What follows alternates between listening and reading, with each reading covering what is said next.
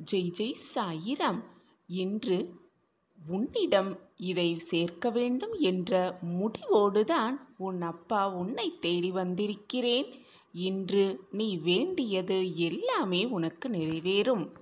இப்பொழுது உன் வாழ்க்கையில் நடக்கும் இந்த பிரச்சனைக்கும் நிம்மதியில்லாமல் தவித்துக் கொண்டிருக்கிறாயே, இந்த சூழ்நிலைக்கும் யார் காரணம் என்று உனக்கு தெரியுமா? உன்னை சுற்றி நடக்கும் பிரச்சனை எதுவாக இருந்தாலும் அதற்கு யாராக காரணமாக வேணுமானாலும் இருந்து போகட்டும். அதை பற்றி இப்பொழுது நீ கவலைப்பட வேண்டிய அவசியமே இல்லை. ஏனென்றால் உனக்கு பிரச்சனை தருபவர்களை பார்த்து கொள்வதுதான் இந்த சாயியின் வேலை. அதை பற்றி நீ கவலைப்பட வேண்டிய அவசியமே இல்லை.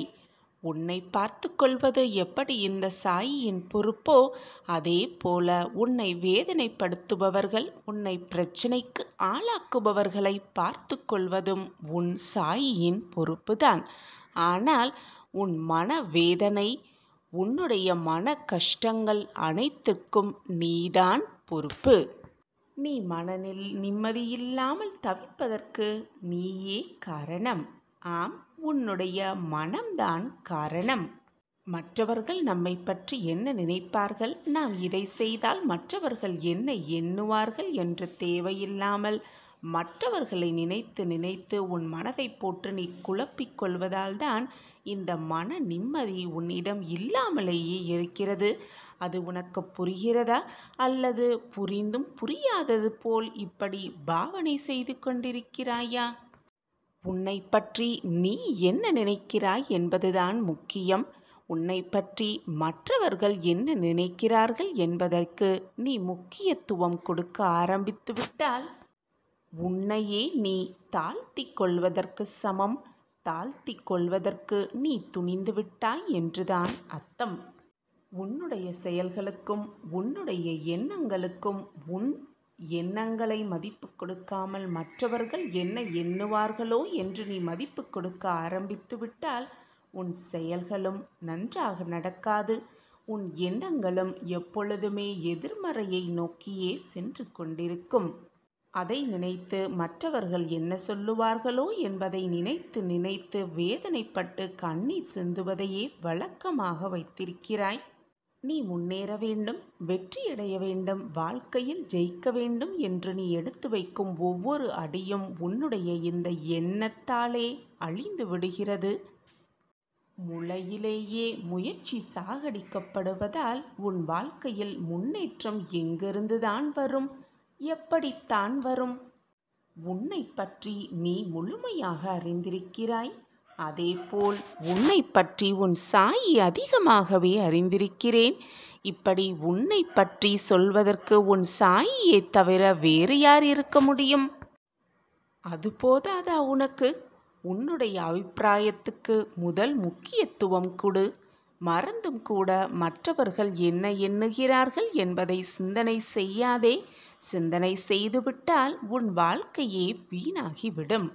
உன் மன நிம்மதியை நீ கெடுத்து கொள்ளாமல் இருந்தால் இப்பொழுது உன் மனதில் என்ன ஓட்டம் ஓடுகிறது, என்ன நினைத்து கொண்டிருக்கிறாய், வாழ்வு எப்படி இருக்க வேண்டும் என்று ஆசைப்படுகிறாய், அனைத்தும் உனக்கு சுபமாக நிகழும்படி நான் பார்த்து கொள்கிறேன்.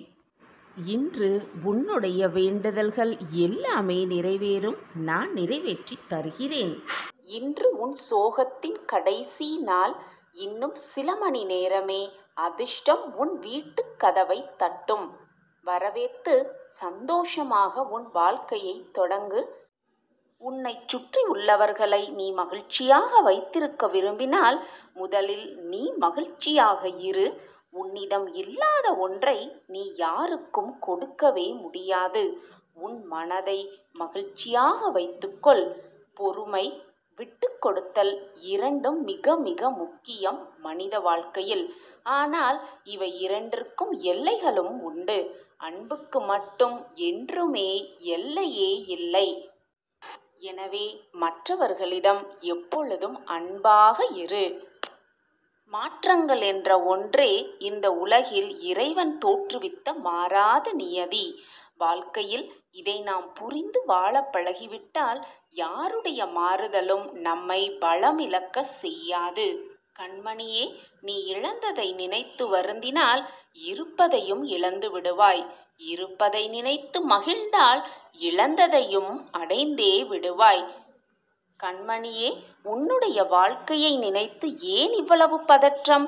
நான் உன்னுடன் தானே இருக்கிறேன். நீ என்னை மனதார அழைத்தால் ஓடோடி வரும் தூரத்தில் தானே உன் அப்பா இருக்கிறேன். உனக்கானது நிச்சயம் ஒரு நாள் வந்து சேரும்.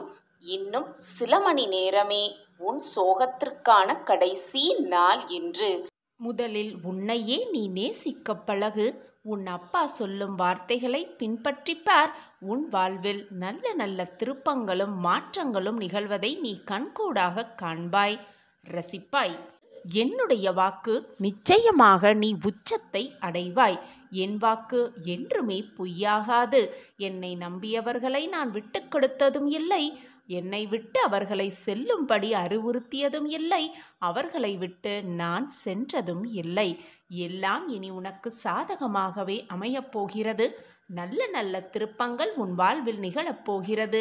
நீ நினைப்பதெல்லாம் நடக்கப் போகிறது. இது உனக்கான ஆறுதல் வார்த்தை இல்லை என் குழந்தையே, சர்வ நிச்சயமாக பலிக்கப் போகும் வார்த்தைகளே. விரைவில் உன் சோகத்திற்கு ஒரு முடிவு வரும்.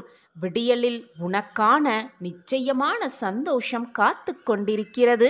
உன் வாழ்வின் திருப்பு முனையை நழுவ விடாதே. உனக்காக இன்ப அதிர்ச்சி பல காத்து கொண்டுதான் இருக்கிறது. உன்னையே நீ மாற்றிக்கொள். பின் உன் வாழ்க்கையை நீ சுலபமாக மாற்றிக்கொள்ளலாம். உன் வாழ்வில் சந்தோஷம் சேர்க்கும் நபரை நீ நிச்சயமாக சந்திப்பாய். உன் வாழ்வில் திருப்பு முனையாக அது அமையும். அந்த நபரோடு சேர்ந்து மகிழ்ச்சியாக உன் வாழ்க்கையை நீ பயணிக்கப் போகிறாய். நல்ல திருப்பம் வந்து கொண்டே இருக்கிறது உன் வாழ்வில். உன் தீராத பிரச்சனை நிச்சயமாக முற்றிலுமாக தீரப்போகிறது. வெகு நேரமாக நான் இந்த வாக்கை உன்னிடம் சொல்லிக்கொண்டே இருக்கிறேன். இது வெறும் ஆறுதல் வார்த்தைகளாக நினைத்து விடாதே. சர்வ சத்தியமான வாக்கு, பலிக்கப் போகும் வாக்கு. நிச்சயமாக நீ எதிர்நோக்கிய இடத்திலிருந்து நல்ல தகவல் உன்னை வந்து சேரும். நான் அதை மாற்றியமைப்பேன் உனக்காகவே. நல்ல நல்ல வாய்ப்புகளை நான் உனக்காக உருவாக்கி இருக்கிறேன். அந்த வேலை செய்து கொண்டுதான் இருக்கிறேன். எல்லாம் உனக்கு காலதாமதம் ஆவது போல தெரிந்தாலும் அனைத்தும் உனக்கு நல்ல விதமாகவே முடியும் நேரம் வந்துவிட்டது. அந்த நல்ல நேரம் வந்தவுடன் நீ உன் சாயப்பாவின் அற்புதத்தை உணர்ந்து கொள்வாய். கூடிய விரைவில் உன் சாயப்பாவின் அற்புதத்தை உணர்ந்து கொள்ளும் நேரமும் உனக்காக வரும். இது உனக்கான ஆறுதல் வார்த்தை நிச்சயமாக இல்லை என் குழந்தையே. சத்திய வாக்கு, சத்திய பிரமாணம், பலிக்கப் போகும் வார்த்தைகளே. நான் இருக்கிறேன், எதற்குமே கலங்கி நிற்காதே. நான் எதுவுமே உனக்கு செய்யாமல் அமைதியாக உட்கார்ந்து கொண்டு உன்னை அப்படியே பார்த்து கொண்டிருக்கிறேன் என்று நினைத்து கொண்டிருக்கிறாயா? சில விஷயங்களில் உனக்கான அனுபவங்களை வார்த்தைகளால் புரிய வைக்க முடியாது என்றும், அது மட்டுமல்லாமல் சில விஷயங்களை வார்த்தைகளால் உணர வைக்கவும் முடியாது என்றும், அதனால்தான் நீ கஷ்டத்தையும் வேதனையையும் அனுபவிக்கும் போது நீ அதை அப்படித்தான் புரிந்து கொள்ள முடியும் என்பதை நினைத்து கொண்டு அமைதியாக இருந்தேன். நான் உன்னை கைவிடவும் இல்லை. உனக்கானதை சிறப்பாக உன்னிடமே கொண்டு வந்து சேர்க்க வேண்டும் என்பதற்காகத்தான் நான் அனைத்தையும் பார்த்து கொண்டே இருக்கிறேன். என் பிள்ளையே, உன்னால் இனி மற்றவர்களுக்கு எந்த பயனும் இல்லை. உன்னால் மற்றவர்களுக்கு எந்த உதவியும் செய்யவே முடியாது என்று நினைத்து கொண்டுதான் சில உறவுகள் உன்னை துச்சமாக எண்ணியும் உன்னை அலட்சியப்படுத்தியும் செய்து கொண்டிருக்கிறார்கள். அப்படி நினைத்துதான் உன்னை விட்டு விலகியும் சென்று கொண்டிருக்கிறார்கள். உன்னை துச்சமாக நினைத்து, உன்னை ஏளனமாக நினைத்து உன்னை விட்டு விலகியவர்களெல்லாம் உன்னை அண்ணாந்து பார்க்கும் அளவிற்கு அவர்கள் கண் பார்க்கவே நான் உன்னை உயர்த்தப் போகிறேன். கோபுரத்தின் உச்சியில் உன்னை உட்கார வைக்கப் போகிறேன். அவர்களே உன்னை அண்ணாந்து பார்க்கும் அளவுக்கு உன்னை உயர்த்தி உன் வாழ்க்கையில் மிகப்பெரிய வெற்றியை உனக்கு தரப்போகிறேன். அப்பொழுது அவர்களே உன்னிடம் வந்து உன் உதவியை நாடுவார்கள். சிரித்துக்கொண்டே வந்து மீண்டும் உன்னிடம் வந்து சேர வேண்டும் என்ற ஆசையை வெளிப்படுத்துவார்கள். உனக்கான அந்த காலம் வெகு தொலைவில் இல்லை. எல்லாம் உன்னை தேடி நெருங்கிக் கொண்டே இருக்கிறது. சந்தோஷமாக இரு, தைரியமாக இரு. உன்னை துச்சமாக நினைத்து உன்னை விட்டு விலகியவர்களுக்கு உன்னுடைய திறமையையும் உன்னால் எதையும் சாதிக்க முடியும் என்ற தன்னம்பிக்கை உணர்வையும் நான் அவர்களுக்கு எடுத்து காட்டுகிறேன். இதுநாள் வரை நீ பட்ட கஷ்டங்கள் எல்லாம் ஒரு முடிவுக்கு வரப்போகிறது. உனக்கே புரியவில்லை உன்னுடைய திறமை என்னவென்று. அதை நான் உனக்கு எடுத்து காட்டுகிறேன்.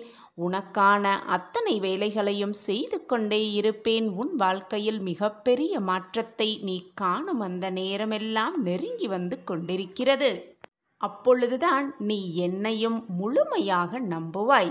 நான் உன்மேல் எவ்வளவு பாசமாகவும் அன்பாகவும் இருக்கிறேன் என்பதை உன்னால் அப்பொழுதுதான் புரிந்து கொள்ளவே முடியும்.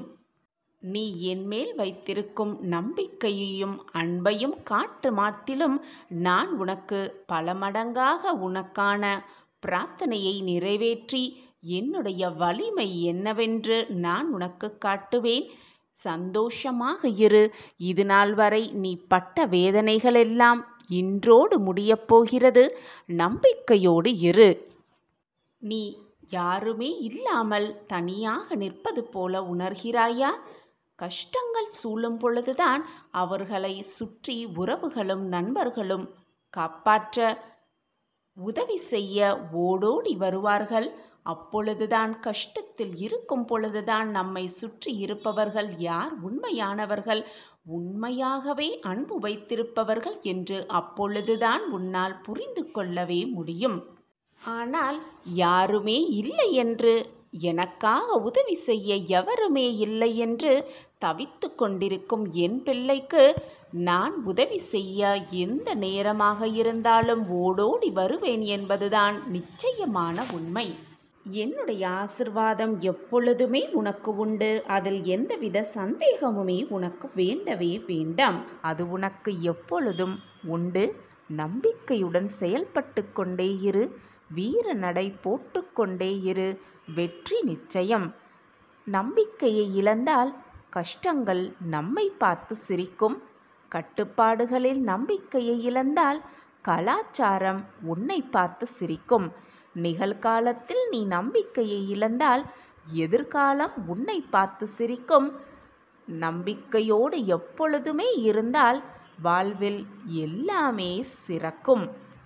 என் அன்பு பிரியமே, நீ எதுவாக நினைக்கிறாயோ அதுவாகவே ஆகிவிடுவாய் என்பதை நான் பல முறை உனக்கு அறிவுறுத்தி கொண்டே இருக்கிறேன். ஆனாலும் உன் மன போராட்டங்களால் நீ தேவையில்லாத சிந்தனைகளையும் சொற்களையும் உன் மனதிலும் வாயிலும் மீண்டும் மீண்டும் சொல்லிக்கொண்டும் எண்ணிக்கொண்டுமே இருக்கிறாய். நீ எதுவாக நினைக்கிறாயோ அதுவாகவே ஆகிவிடுவாய் என்பதை மீண்டும் மீண்டும் நான் வலியுறுத்துகிறேன் குழந்தையே. எப்பொழுதும் நல்லதை மட்டுமே நினை. நல்லது மட்டுமே நடக்கும். நிரந்தர நன்மையாகவே இருக்கும். எனவே நேர்மறை எண்ணங்கள் மட்டுமே நினைத்து கொண்டிரு. நல்ல நல்ல சொற்களை மட்டுமே பேசிக்கொண்டு இரு. நிச்சயமாக உன் வாழ்வில் நீ நினைப்பது போல், உன் எண்ணம் போல் உன் வாழ்வும் நல்ல விதமாகவே அமையும். இது உன் சாயப்பாவின் சத்திய வாக்கேதான். உன்னிடம் உதவி என்று தேடி வருவோரை உதாசீனப்படுத்தாதே. முடிந்தவரை அவர்களுக்கு உதவி செய். அப்படி உன்னால் உதவ முடியாவிட்டாலும் 4 வார்த்தைகள் நல்ல சொற்களை கூறிவிட்டு, என்னால் இப்பொழுது உங்களுக்கு உதவி செய்ய முடியவில்லை, வேறு இடம் பார்த்து கொள்ளுங்கள் என்று தன்மையோடு நடந்து கொள்.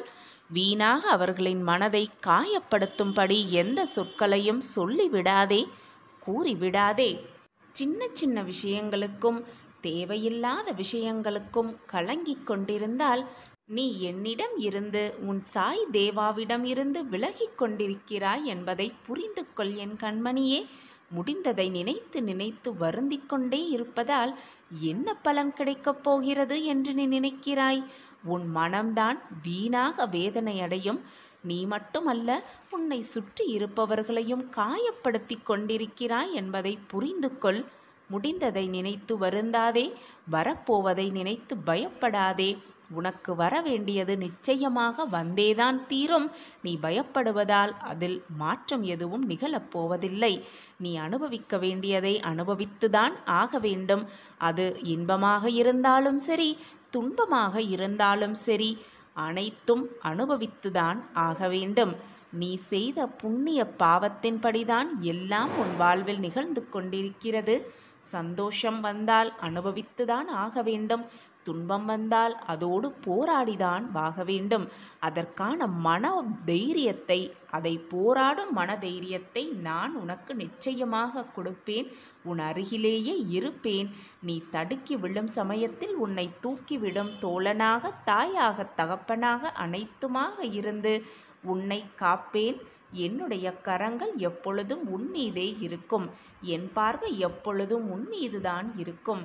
என்னை மீதி எந்த தவறோ தீங்கோ உன்னை நெருங்கவும் முடியாது, அண்டவும் முடியாது. நான் இருக்கிறேன் குழந்தையே. வீணாக மனதை போட்டு குழப்பிக்கொண்டே இருக்காதே. அப்பா இருக்கிறார், அனைத்தையும் பார்த்து கொள்வார், நிச்சயமாக வாழ்வை மீட்டெடுப்பார் என்ற நம்பிக்கையோடு இரு. உன் எண்ணம் போல், நம்பிக்கை போல் உன் வாழ்க்கையும் நல்ல விதமாகவே நிகழும், நடக்கும். இது உன் சாயப்பாவின் சத்திய வாக்கேதான். உனக்கு சந்தேகமே வேண்டாம். நீ செய்யும் ஒவ்வொரு காரியத்தையும், நீ செய்யும் ஒரு நிகழ்வுகளையும் நான் கவனித்து கொண்டுதான் இருக்கிறேன், பார்த்து கொண்டுதான் இருக்கிறேன். என்னுடைய நாமம் உனக்கு சந்தோஷத்தை கொடுக்கும். நீ விரும்பியது அனைத்தையுமே தேடி தேடி தரும் என்னுடைய நாமம். என்னை முழுவதுமாக நம்பி என்னிடம் முழுமையாக சரணடைந்துவிட்டு உன்னுடைய கோரிக்கைகளை என் பாதத்தில் சரணடைந்துவிடு. உனக்கானதை கண்டிப்பாக நான் செய்வேன். உன் மன வலியை நான் அனைத்தையுமே புரிந்து கொண்டுதான் இருக்கிறேன். தினம் தினம் என்னிடம் கேட்டுக்கொண்டுதானே இருக்கிறாய். அப்பா, என்னுடைய சோதனை காலம் எப்பொழுது முடியப் போகிறது? என் வாழ்க்கையில் நிம்மதி வந்துவிடுமா? ஏதாவது ரூபத்தில் என் வாழ்க்கையில் மகிழ்ச்சி நிலைத்துவிடுமா என்று என்னிடம் நீ நித்தம் நித்தம் கேட்ட கேள்விக்கு சரியான பதிலை உனக்காக நான் தரவிருக்கிறேன். எது நடந்தாலும் மனதை நிம்மதியாக வைத்துக்கொள். எது உன்னை சூழ்ந்து இருந்தாலும் மனதை எப்பொழுதும் சந்தோஷமாக வைத்துக்கொள். மனம் நிம்மதியாக இருந்தாலே எப்பொழுதுமே வாழ்க்கையும் சந்தோஷமாகவே இருக்கும். ஒன்றை நான் உனக்கு கூறுகிறேன், கேட்கிறாயா? எப்பொழுதுமே சந்தோஷமாக இருக்க வேண்டுமென்றால் நான் கூறும் இந்த இரகசியத்தை பற்றி நன்றாக புரிந்து கொள். மகிழ்ச்சி என்பது ஒவ்வொருவருக்கும் ஒவ்வொரு மகிழ்ச்சியை தரும். ஆனால் நிரந்தர மகிழ்ச்சியை தருவது எது என்று உனக்கு தெரியுமா? நம் எல்லோருக்குமே பிடித்தமான ஒரு விஷயம் என்னவென்றால் அது சந்தோஷமாக இருப்பதுதான், மகிழ்ச்சியாக இருப்பதுதான். மகிழ்ச்சியாக இருக்க வேண்டும் என்று எல்லோருமே விருப்பப்பட்டு கொண்டுதான் இருக்கிறார்கள். அந்த மகிழ்ச்சியையும் செல்வத்தையும் சந்தோஷத்தையும் தேடி ஓடிக்கொண்டுதான் இருக்கிறார்கள். மகிழ்ச்சியான தருணம் வந்தாலே நம் மனமும் துள்ளி குதிக்க ஆரம்பித்துவிடும். இதற்கு சிறந்த உதாரணம் என்ன என்று பார்த்தால் குழந்தைகள்தான். குழந்தைகள்தான் எதையும், எது நடந்தாலும் அதை அப்படியே மறந்துவிட்டு எப்பொழுதும் மகிழ்ச்சியாக இருப்பார்கள். மகிழ்ச்சியை பற்றி நாம் குழந்தைகளிடம் கற்றுக்கொள்ள வேண்டியது நிறையவாகவே இருக்கிறது. சந்தோஷமாக இரு, நிம்மதியாக இரு. உன் சாயப்பா உன்னோடு இருக்கும் வரை மனதில் தேவையில்லாத பயத்தை கொடுக்க வேண்டிய அவசியமே இல்லை. சாயப்பா இருக்க உனக்கு ஏன் மனக்கவலை?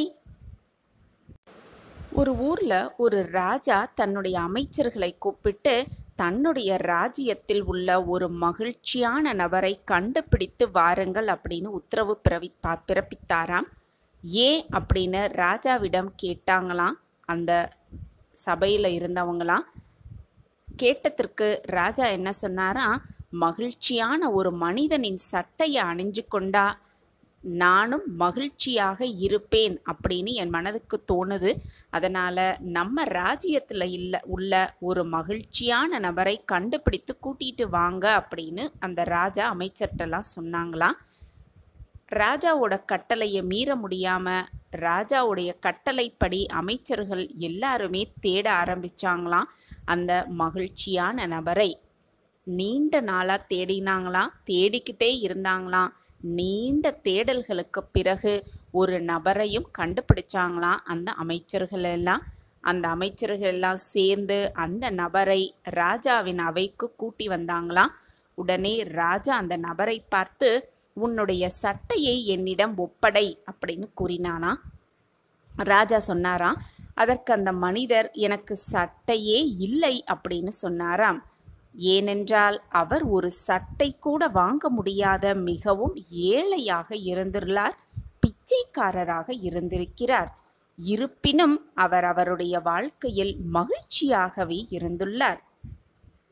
நம்ம கிட்ட என்ன இருந்தாலும் இல்லாவிட்டாலும் கூட, நம்ம ஆசைப்பட்டது நமக்கு கிடைத்தாலும் கிடைக்காவிட்டாலும் கூட, நம்ம வேண்டி விரும்பி பிரார்த்தனையாக வச்சது நம்ம கையில் சேர்ந்தாலும் சேராவிட்டாலும் கூட, நமக்கு இப்போ என்ன இருக்குதோ, நம்ம கையில் என்ன இருக்குதோ, நம்ம வாழ்க்கை நமக்கு என்ன கொடுத்துருக்கோ அதை வச்சுக்கிட்டு சந்தோஷமாக இருக்கிறது தான் புத்திசாலித்தனம். நமக்கு கிடைக்கலையே அப்படின்னு வருத்தப்பட்டுக்கிட்டே இருந்தோன்னா, இப்போ நம்மக்கிட்ட இருக்கிறத வச்சு கூட நம்மளால் நிம்மதியாக வாழ முடியாத சூழ்நிலைக்கு நம்ம தள்ளப்பட்டுருவோம். அவங்களுக்கெல்லாம் அது இருக்கே, நமக்கு அது இல்லையே அப்படின்னு ஏக்கப்பட ஆரம்பித்தோன்னா, அவங்க சந்தோஷமாக வாழ்ந்துக்கிட்டு தான் இருக்க போகிறாங்க. அதில் எந்த மாற்றமும் ஆட போகிறதில்ல. ஆனால் ஏக்கப்பட்டு நமக்கு கிடைச்சிருக்கும் அந்த வாழ்க்கையை நம்ம சந்தோஷமாகவே வாழ முடியாமலே போய்விடும். மற்றவங்க எல்லாம் நிம்மதியாக இருக்காங்க, நமக்கு அந்த நிம்மதி இல்லையே, சந்தோஷம் இல்லையே அப்படின்னு மற்றவங்கள பார்த்து பொறாமப்பட்டுக்கிட்டே இருந்தோன்னா, நம்ம வாழ்க்கையில் நிம்மதியை கூடிய சீக்கிரம் கண்டிப்பாக இழந்து விடுவோம். இது எல்லாத்தையுமே ஒதுக்கி வைத்துட்டு நிம்மதி, சந்தோஷம், மகிழ்ச்சி எப்பொழுதும் இருக்கணும்னா நம்ம வாழ்க்கையை மகிழ்ச்சியாக வச்சுக்கணும். நம்ம மனதை மகிழ்ச்சியாக வச்சுக்கணும். கேட்டது கிடைச்சாலும் கிடைக்காவிட்டாலும், நம்ம வேண்டி விரும்பி பிரார்த்தனையாக வைத்தது நம்ம வாழ்க்கையில் நடந்தாலும் நடக்காவிட்டாலும், மற்றவங்க சந்தோஷமாக இருந்தாலும் இருக்காவிட்டாலும், எது நம்ம வாழ்க்கையில் நடந்தாலும் கூட நம்ம எப்பொழுதுமே புன்னகையோடு நமக்கு கிடைத்திருக்கும் இந்த வாழ்க்கையை சந்தோஷமாக அந்த நிமிடத்தில் எப்படி வாழலாம் அப்படிங்கிறத யோசிக்கணுமே தவிர, கிடைக்காதது, நடக்காதது, முடியாததை நினைத்து நம்ம வருந்திக்கிட்டே இருந்தோன்னா அந்த நிமிடம் கூட நம்ம மகிழ்ச்சியை உணர முடியாமல் போய்விடும். நமக்கு கிடைத்திருக்கும் இந்த பொக்கிஷமான வாழ்க்கையை ஒரே ஒரு முறை தான் வாழப்போகிறோம். அந்த வாழ்க்கையில் ஒவ்வொரு நொடியையும் சந்தோஷமாக நம்ம வாழ்ந்தோனாலே நம்ம வாழ்க்கையில் மகிழ்ச்சி தானாகவே குடிக்கொள்ளும். மற்றவர்கள் நமக்கு எடுத்துக்காட்டாக வாழணும் அப்படின்னு நினைப்பதை விட, மற்றவங்கள பார்த்து நம்ம நிறைய கற்றுக்கணும். அவங்க எப்படி சந்தோஷமாக இருக்கிறாங்களோ நம்மளும் அதே மாதிரி சந்தோஷமாக இருக்கணும் அப்படின்னு மற்றவங்களோட நம்ம ஒப்பிட்டு பார்க்கதை விட, ஒப்பிட்டு பார்க்கக்கூடிய இடத்தில் நாம் நம்மை முன்னேற்றி வைத்து கொள்ள வேண்டும். அதுதான் வாழ்க்கையில் மிகப்பெரிய வெற்றியாகவே இருக்கும். நம்மளை பார்த்து 4 பேர் மாறணும். அந்த மாற்றத்தை நம்மிலிருந்து நம்ம கொண்டு வரணும். அதுதான் வாழ்க்கையில் வெற்றி அடைவதற்கான மிக சூட்சம ரகசியமாகவே இருக்கும்.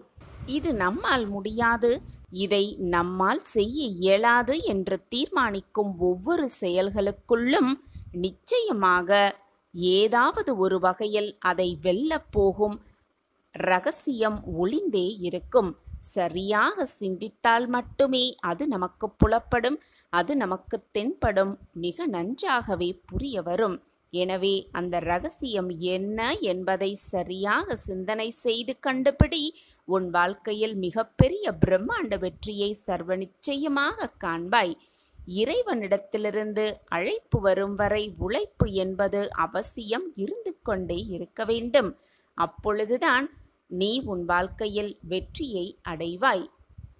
வாழ்க்கை வலிமையாக இருக்கிறது, வாழ்வது மிக மிக கடினமாக இருக்கிறதே என்று நீ உன் வாழ்க்கையை வாழாமல் இருக்கவும் முடியாது, கஷ்டமாக இருக்கிறதே என்று உன்னுடைய வாழ்க்கையை மற்றவர்களோடு பகிர்ந்து கொள்ளவும் முடியாது.